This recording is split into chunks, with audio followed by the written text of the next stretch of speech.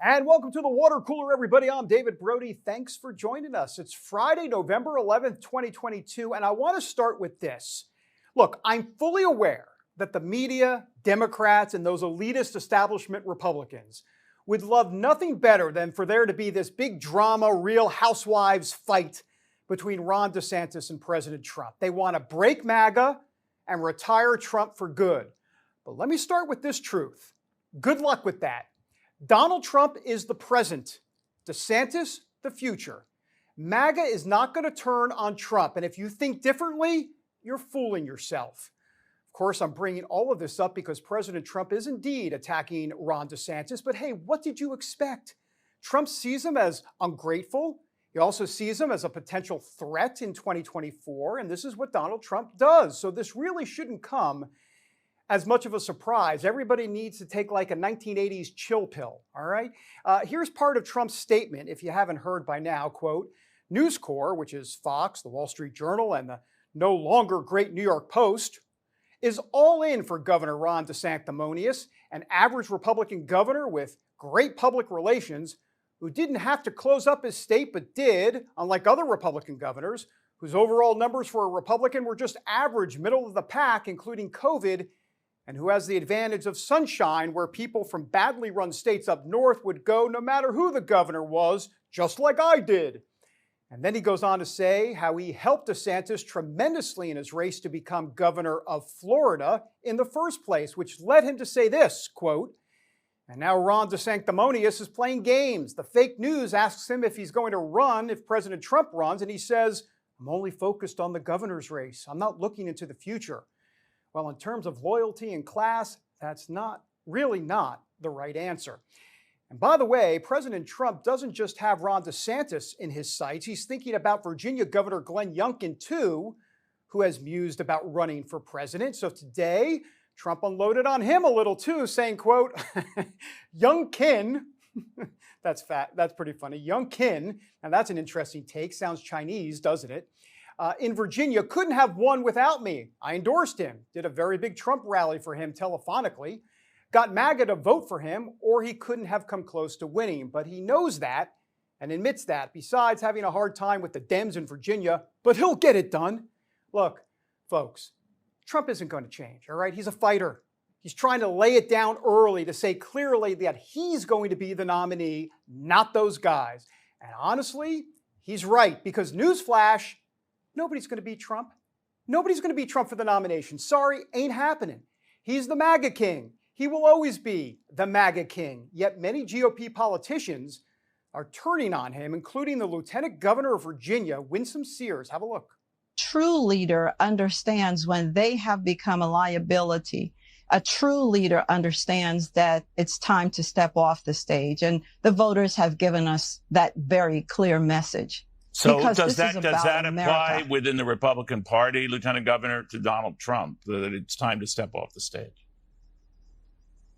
Yes, a house divided against itself cannot stand. And indeed, that's where we are today. And as I said before, America is the prize. Why do we want to win elections? It's because we've got to learn to love each other, live together, govern together.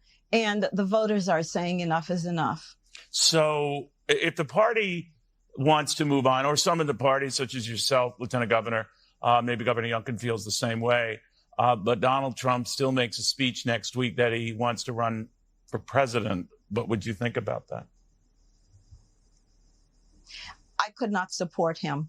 I just couldn't, because we have seen, for example, in those states where he has endorsed the candidates, in fact, Republicans on the same ticket who he did not endorse overperformed, whereas his candidates totally underperformed by as much as 10 points. We have a clear mission, and it is time to move on. Folks, here's one thing I've learned from doing nearly 30 interviews with Trump and knowing him 12 years. Never underestimate him.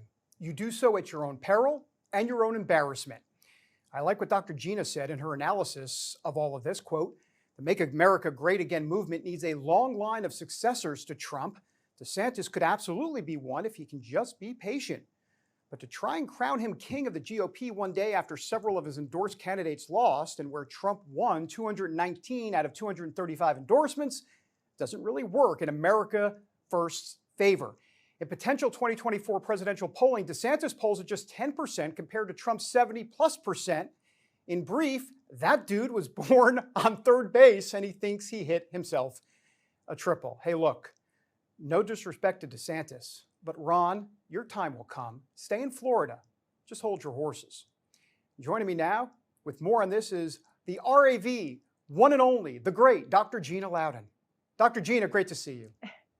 What a huge honor to be on with you, David. Thank you so much for having me. Well, I appreciate you being here, and that was a great article. But let's talk about Trump and DeSantis. This really is classic Trump. I mean, this should come as no surprise to us. No, this is classic Trump. And I just have a question for all of those out there who say that Donald Trump shouldn't be talking about people who he created in the political world, whose MAGA movement they are all profiting from. Let's remember that Ron DeSantis has raised a heck of a lot of money, record-setting money, off of the America First purse strings, right? That Donald Trump created. So Donald Trump, if you know, people in Florida have a long memory, and we remember when Donald Trump came in and saved the day, when Ron DeSantis was a virtual unknown. I was here for that, and Gillum was killing him here in Florida. He was up by, I want to say it was like a dozen points. That's right. It was at least 7 points. Yeah. And Donald Trump came in on a white horse and saved the day. And do you know, I have yet to this moment to ever hear Ron DeSantis say thank you. Now, listen, do I love living in Florida and being under the governorship of Ron DeSantis, especially during COVID, while every other state's governors just about were ripping their liberties from them? Absolutely. I can say thank you, Ron DeSantis, with a loud, clear voice. But that does not mean that he needs to be president in any way, shape, or form, as I illustrated in the article and you just read to your viewers. Yeah, for sure. And then this article that you put up, which was, it's great reading. It's at the National Post. Let's put it up. The headline says, "The Uniparty needs you to believe there was no Trump-led red wave. It's a lie, and here's why and how they're doing it." So talk about that a little bit, Gina, because it is interesting. Trump had all of these wins in terms of the endorsements that he made, and then you just kind of go down the list, and yet the media has this thing about how Trump is bad for business. But hold on, if you actually dissect this, it's not like what the media is portraying at all. Yeah, and again, what is Donald Trump not supposed to start campaigning for himself?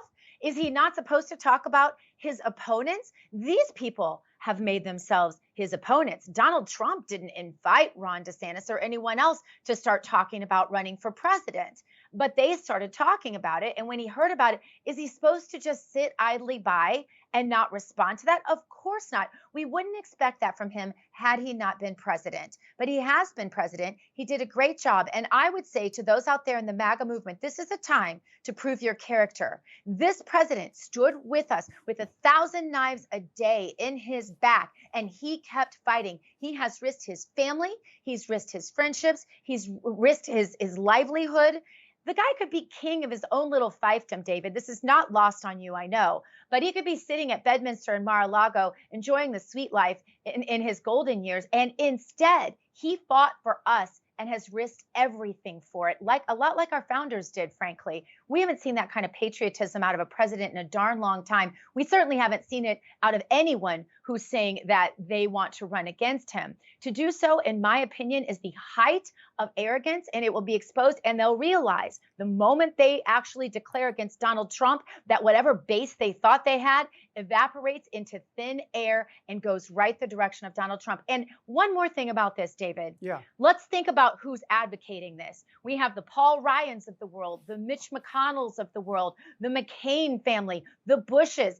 MAGA people, are you really aligning yourselves with them? And then do you believe if today, by some wave of their magic wand, the establishment's magic wand, if Ron DeSantis became the nominee, do you really believe this would be a beautiful, peaceful transition and they'd all just meld in and vote for Ron DeSantis if he remained America first? Not a chance. And anyone who believes that, they need to take a poli-sci 101 class, because this is simple math.